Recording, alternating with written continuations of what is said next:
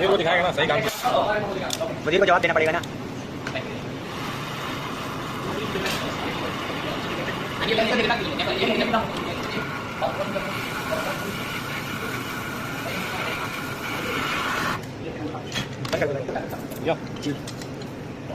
हम लोग ना यूट्यूब चैनल बनाए। मैं उसको देखा वो ये टेक्निक आया ना, बैठे बैठे वो सिर्फ एडिटिंग कर रहे हैं, तो मैं काम करके एडिटिंग कर रहा हूं, तो वही करना पड़ेगा, टाइम नहीं मिलेगा।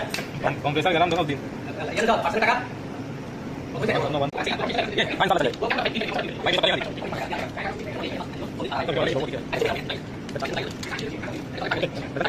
करेगा मैं 100 वीडियो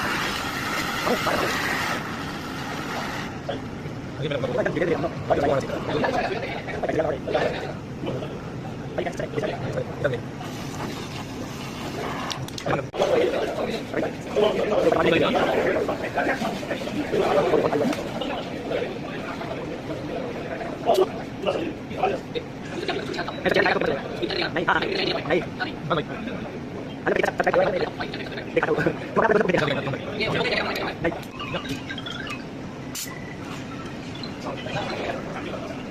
हाँ